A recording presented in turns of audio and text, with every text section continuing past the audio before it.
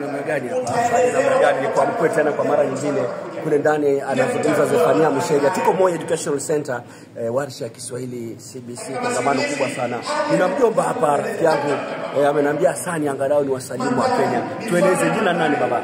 Majina naitwa Wilson Mwanda kutoka kampuni ya uchapishaji wa vitabu ya Oxford University Press. Nimekuwa nikizungumza sana kamusi ya Kiswahili sanifu. Kuna vitabu vingi vitabu, atlas na mambo mazuri katika maduka mbalimbali. Leo umeleta nini katika warsha ya leo? Leo kwa sababu warsha ya leo inahusu fasihi.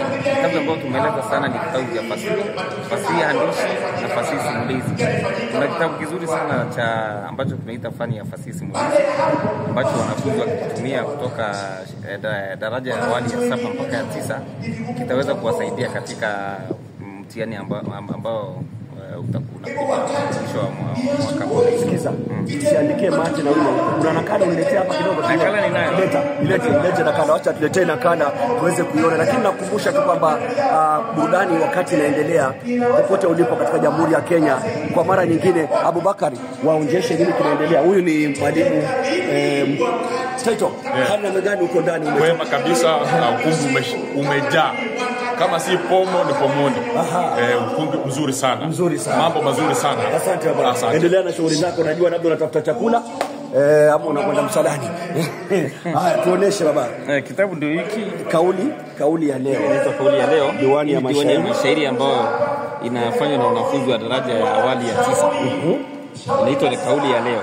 Naam. Uzuri wa kitabu hiki ni kwamba wanafunzi pia mashairi wanayokariri na wanaimba pia yakiandamana na msimbo wa QR code huko nyuma.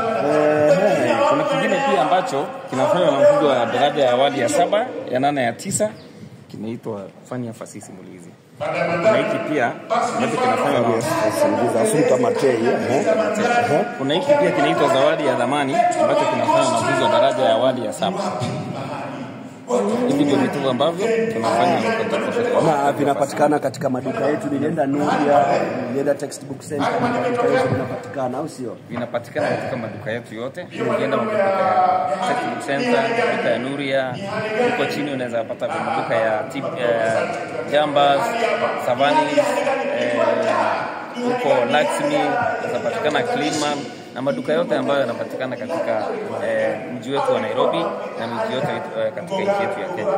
Asante sana bwana kutenga muda kuzungumza nasi na endelea na shughuli. Asante bwana. Hata sisi tuingie tupate uhondo.